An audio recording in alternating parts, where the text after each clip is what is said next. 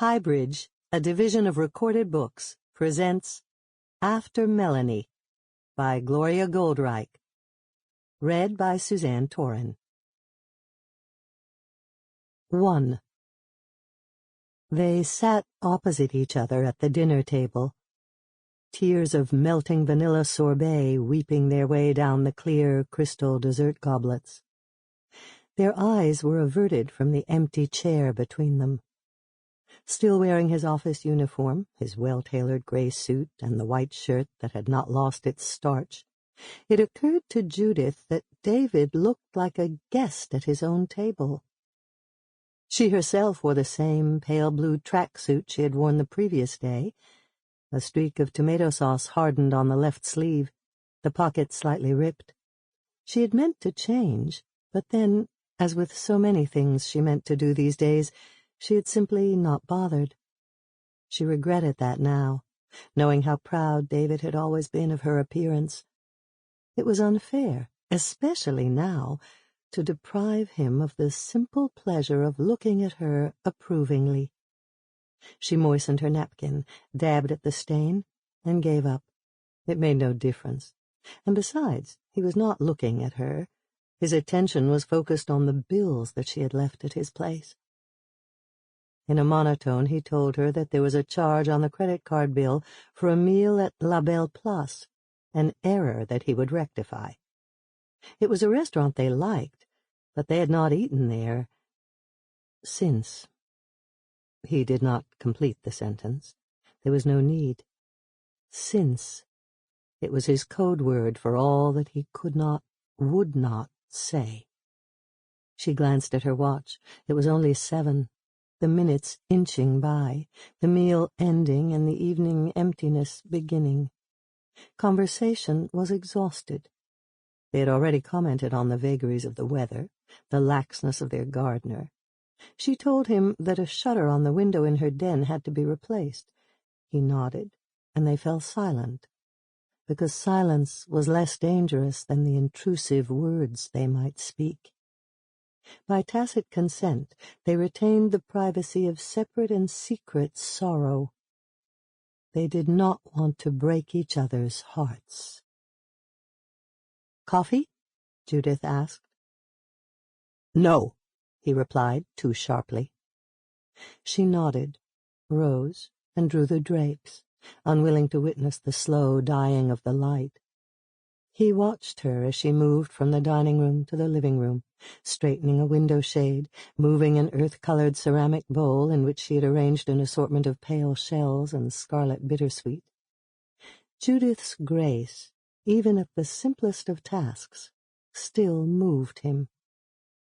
She had studied ballet when she was younger, and her posture, her every gesture, reflected the discipline of dance. He had always thought of himself as clumsy, and it had always surprised him that she had never found his awkwardness a deficit. It had, in fact, amused her.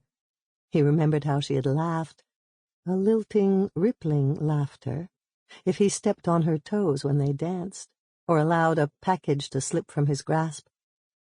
But he sensed that his ineptness now evoked her irritation.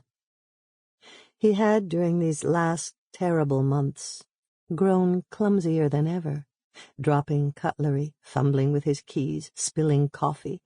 At the office, he knocked over files, misdirected emails. Amanda, his personal assistant, had spent a precious half-hour that very afternoon reorganizing papers he had thrust off his desk as he reached for his phone. "It's all right. Of course you're distracted," Amanda had said in her faux maternal voice. "I understand."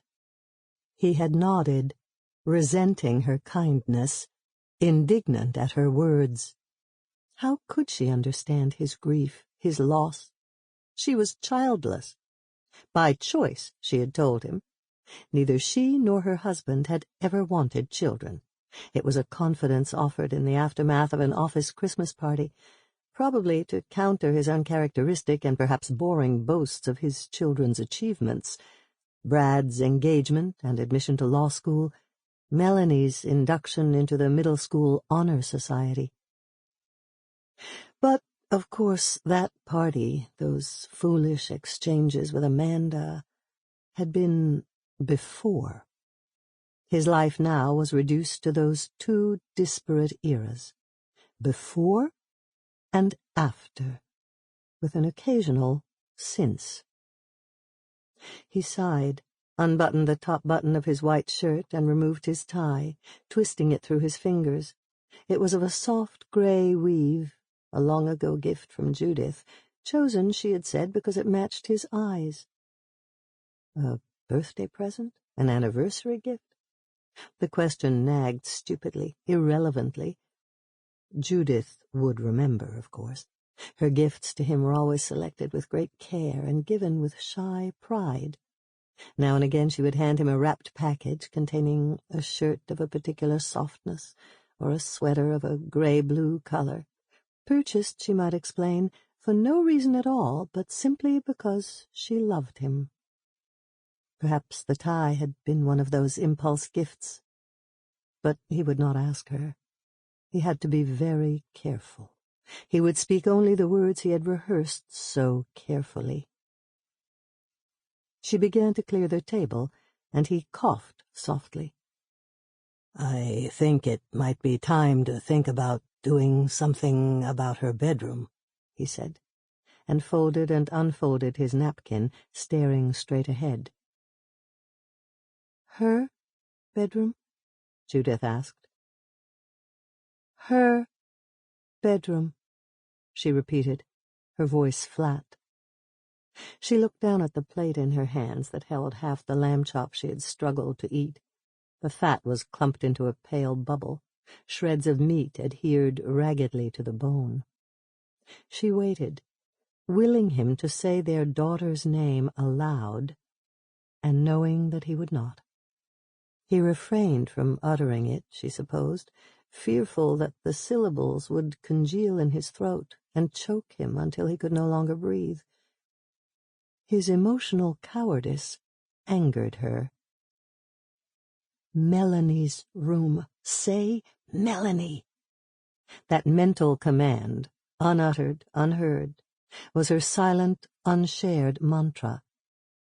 Melanie, Melanie. She had a name. Our daughter had a name. Say it. He moved his water glass, shook the napkin out, and placed it on the table. If we cleared the room out, we could use it as a den. Maybe a guest room, he continued.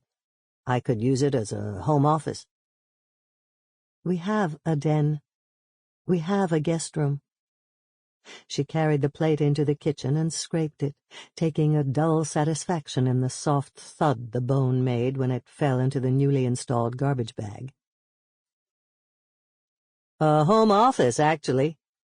I'll need room for my files, my computer, if I'm going to work more hours from home, he called after her as he played with the cutlery, arranging and rearranging his knife, fork, and spoon in odd sequences. A stainless steel triangle, a stainless steel square, the utensils gleaming against the red tablecloth. It was a boyish habit which she had once found endearing, but now unnerved her. The clink of metal against metal grated, and she moved too swiftly from the kitchen to the dining room. She swept the offending silverware away, thrust it into the dishwasher, and returned to sit beside him. "And are you going to work more hours from home?" she asked. "That was what we talked about. That was what we agreed on," he reminded her. "You remember?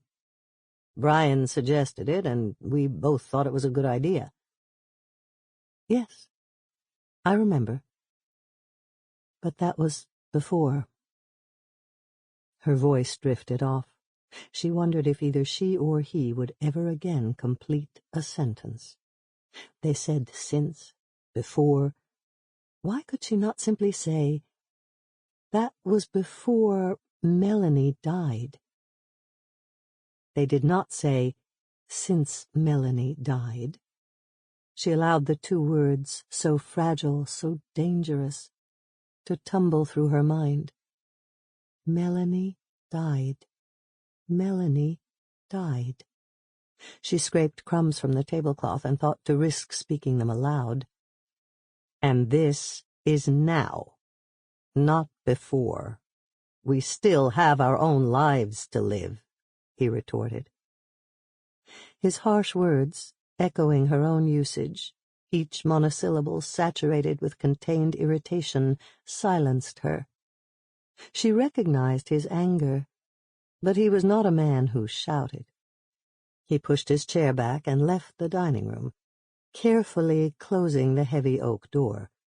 He was not a man who slammed doors. "Before what?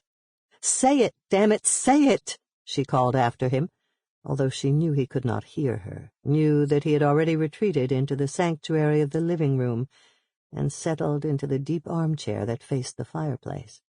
The radio, always tuned to WQXR, played too loudly, keeping him safe from her voice, safe from the fierceness of her grief.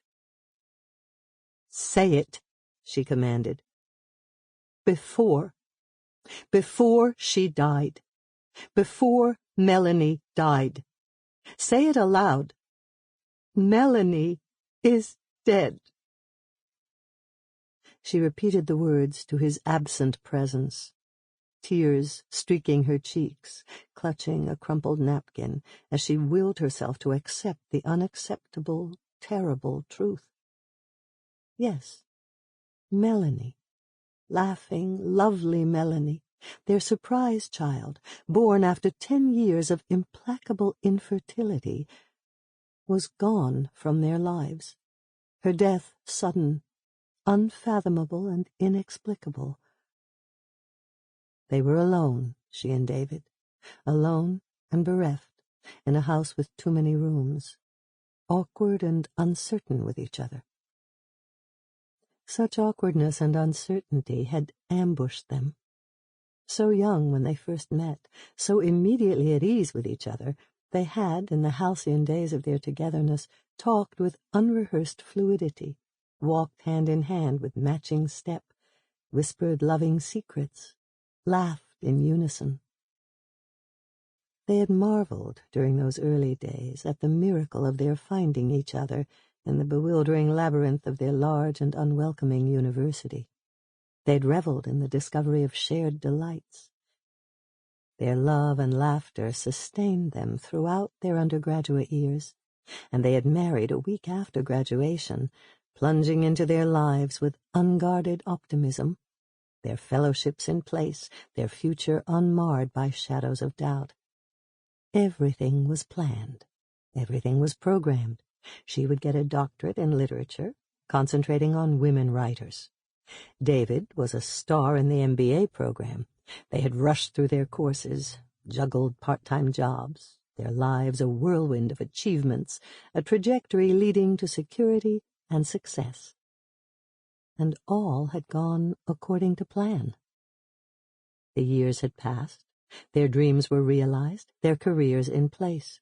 David a partner in an arbitration firm, she a tenured professor of literature with a concentration on women writers. Their home was established, their suburban life pleasant. They had thought to have at least 2 children. They wanted 2 children. Their son, Brian, conceived with ease, born without difficulty, was a source of delight as he grew into boisterous and self-sufficient boyhood. They waited, but despite their yearning, a yearning compounded by increasing anxiety, Judith failed to become pregnant again. Reluctantly, they searched for solutions, wandering through the maze of fertility clinics, invasive examinations, tense and futile visits to doctors that drained their marriage of vitality and caused them to retreat into an uneasy silence. She saw the sadness in David's eyes, felt her own heaviness of heart and spirit, but she dared not share her thoughts with him. The silence that grew between them offered protection of a kind.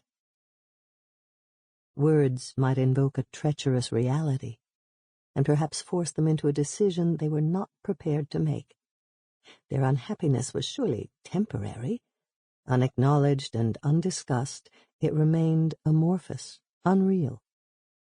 They resigned themselves to waiting patiently, hopefully, for the sad season of their marriage to end. They knew that the new uncertainty and melancholy they felt was not unique. The marriages of many of their friends and acquaintances had not weathered the winter of midlife ennui. Each report of divorce or separation frightened them. Lorraine, Judith's longtime friend and colleague, submitted her resignation. She was leaving her job, leaving her husband, leaving her life. "My marriage is over," she told Judith. "Seth and I have nothing to say to each other. Why should I spend the rest of my life living with a man I can't talk to? I'm treating this as a bad chapter in my life and moving on." "Lorraine is leaving Seth, leaving the university," Judith told David that night. "Why?" He struggled to subdue his shock. She said that there was too much silence between them, that their marriage was a bad chapter in her life. I thought to tell her that there were lots of chapters in a marriage. Maybe if she waited and turned the page, a new and happier chapter might begin. But I knew it would be of no use. Her mind was made up. "What sort of chapter are we in?" he asked, an uncharacteristic question. He had surprised himself by asking it. She saw the fear in his eyes, felt her own fear ferment into a bilious sourness. "I wasn't thinking about our marriage," she said too swiftly. "I'm not like Lorraine. I would not let that happen to us." It was on that night, in the wake of that conversation, that they had held each other close, their bodies entangled in a swift and convulsive passion ignited by a terror they feared to acknowledge. She had always been certain that it was on that night that Melanie was conceived, and the new chapter in their marriage began. All melancholy, all unease vanquished. They were wondrously restored to each other. With Melanie's birth, excitement filled their home. Brian shouted with delight, babbled happily about his baby sister, hovered over her crib, her playpen, offered her toys of his own design. Judith had thought he might display jealousy. His joy took her by surprise. What a son she had! What a wonderful son! She and David hugged him, held their daughter close, smiled at each other, smiled at their good fortune. Melanie, from the earliest days of her enchanted infancy, invigorated their lives, provided them with new focus, new hope. They spoke her name each day with loving enthusiasm. Melanie said, Melanie did. She was their mutual marvel, her presence filling their home, her future filling their dreams. Brian, given a camera as a bar mitzvah gift, took endless photographs of his little sister. Portraits sprouted on their mantelpiece. Her smiling face looked down from bookcases in their offices, dangled from magnets on the refrigerator. Melanie at play, Melanie reading, Melanie at one birthday party and then another, Melanie and Brian holding hands, Melanie on the first day of middle school, tumbling into adolescence, Melanie laughing up at David and Judith, beaming at Brian, holding hands with Denise, Brian's wild-haired fiancée, whom she called her sister-in-love. Clever Melanie, marvelous Melanie. And then, with heart-stopping suddenness, she was gone. Her death so swift, so sudden, so without the slightest warning, left them reeling with disbelief, numb with denial. It had not happened. It could not have happened. But of course it had. Aneurysms, they learned belatedly, give no warning, allow for no preparation. They were plunged into a despair they could not articulate. They mourned her with unabated, uncomprehending grief. Their life was refrozen into a tundra of unspoken words, unshared feelings. David slept fitfully and awakened trembling, frightened by phantasmagoric dreams he could not recall. Brian wept in Denise's arms. Melanie's photos were swept from the mantel and replaced with a single, formal studio portrait. The refrigerator door was barren. Yet another chapter, Judith thought bitterly. Unable to sustain the solitude of sorrow, she sought out a therapist, wise, gray-haired Evelyn, who listened intently and spoke very slowly, very softly. Allow yourself to mourn. Let it out, Evelyn said, as though the grief was held captive in the secret dungeon of Judith's heart. Talk about it. How patiently Evelyn explained what she called the five-fold acknowledged states of grief: denial, anger, bargaining, depression, acceptance. Acknowledged by whom? Judith wondered. Mentally she cancelled out that learned formula, stage by stage. She had not denied the reality of Melanie's death. For anger she substituted agony. She had made no bargains, recognizing that she had no chips with which to gamble. Depression? She rejected that cold, clinical word. She preferred the simplicity of sorrow, the majesty of lamentation. She thought to quote Emily Dickinson to Evelyn, "'Tis not that dying hurts us so, 'tis living hurts us more." But she would not challenge the therapist, whose insights were too expensive to dispute. As for that final stage, acceptance, of course she accepted her daughter's death. How could she not? But never would she be able to make her peace with it, if that was what acceptance meant. But she would take relief wherever she could find it. Not acceptance, but relief.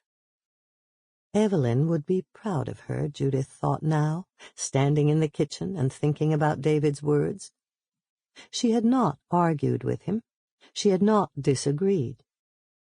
But sorrow had overcome her, and, dutifully, she'd submitted to it. She was letting it out.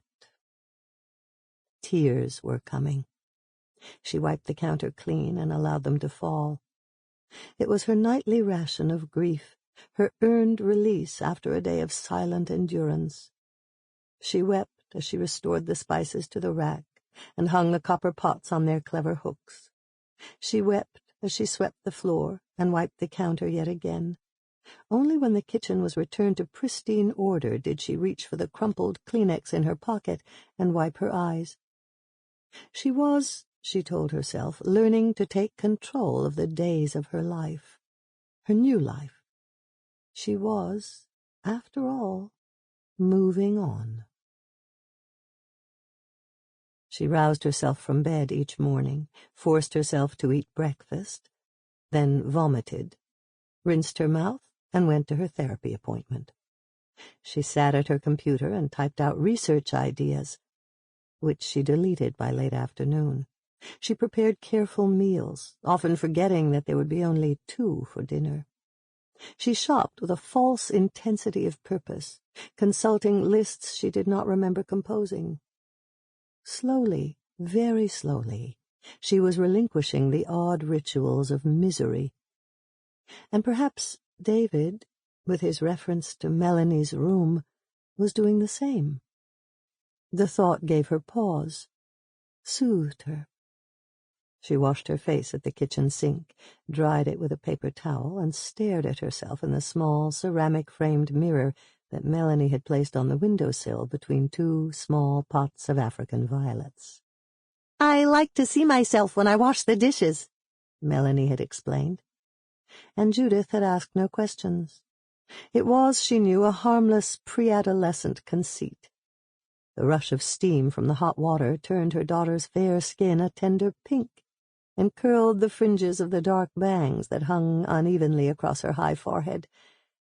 Melanie, standing on tiptoe, had looked at herself in the mirror as she rinsed glasses, now winking flirtatiously, now wrinkling her nose cunningly, now smiling, now frowning. She was a child rehearsing for what Jane Austen had called her coming out, her emergence into the complicated world of defined femininity. Judith, who had written extensively on Jane Austen, was amused to see Melanie behaving like a Bennet daughter. The mirror, of course, always an appropriate Austen prop. David, oddly faithful to Jewish ritual, had removed that small kitchen mirror during the Shiva week, but Judith had set it back in place when the official mourning period ended. She had stared at it on that first day of an arduously resumed normalcy, as though Melanie's moist and rosy face might look back at her. Magical thinking, she knew. It was her own stricken, uncomprehending visage that was captured in that steam-streaked mirror that she wiped clean each evening. It would, she thought with an irrationality that she both recognized and condoned, be disloyal to Melanie to remove the mirror. Staring at her own reflection, she saw that the frozen mask of sorrow that had for so many weeks held her face rigid had melted. Her hazel eyes had lost the glaze of bewilderment peculiar to the newly bereft. Her skin was burnished by the harsh sunlight of new spring, a result of the very long walks she obediently took each day on the recommendation of wise and expensive Evelyn. Her dark hair, newly styled and attractively layered, yet another of Evelyn's suggestions, framed her oval face. She toyed with a wayward strand, and remembered a friend of her mother's, Bertha Lefkowitz, a plump woman whose thick hair had once been coiled into a jet-colored bun. It was said that when Bertha Lefkowitz received a telegram informing her that her son Milton had been killed in Vietnam, her black hair had turned snow-white, even as she stood in her doorway, clutching the yellow slip of paper that changed her life forever. Remembering Bertha Lefkowitz, Judith marveled that her own dark hair had not lost all color when the very young doctor told them, with sorrow in his eyes and death on his lips, that their daughter was lost to them. That she had been spared. Only a very few strands of silver shimmered in her night-dark hair. Was her grief, she wondered, less profound than that of Bertha Lefkowitz? Had she loved her daughter less than Bertha Lefkowitz had loved her son? Stupid, foolish thought, she knew, and she grimaced at herself punishingly. She dimmed the kitchen light and wandered into the living room where David, pale and sad-eyed, sat with the Times unopened on his lap, as Mahler's Fourth filled the room with symphonic sorrow. Her heart turned to see how tired he looked.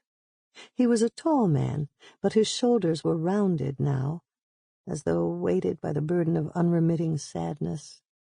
His narrow face was ashen. His eyes were closed as though he did not have the energy required to lift his pale lids. Or perhaps he did not think there was anything in his silent and tasteful living room that was worth looking at. His fatigue did not surprise her. Except for the week of mourning, he had taken no time off, plunging into a difficult arbitration. She supposed that the complex arguments of his profession absorbed him and provided a barrier against his grief. That, at least, was Brian's explanation. But she knew that David's work and the long commute into the city had always been a strain. He had complained of it for years, had even spoken of perhaps buying a studio in Manhattan. It was, in fact, Brian, all those months ago, in the distant era of before, who had suggested an alternative. Why shouldn't his father work from home now and again? "Dad can't deal with the traffic," he had said. "He should work more days at home, less stress. It would give him more time with you, more time with Melanie. Denise thinks so, and so do I." Newly engaged, Brian rushed to introduce his fiancée's name into every family discussion. Denise thinks, Denise says. Sample complete. Ready to continue?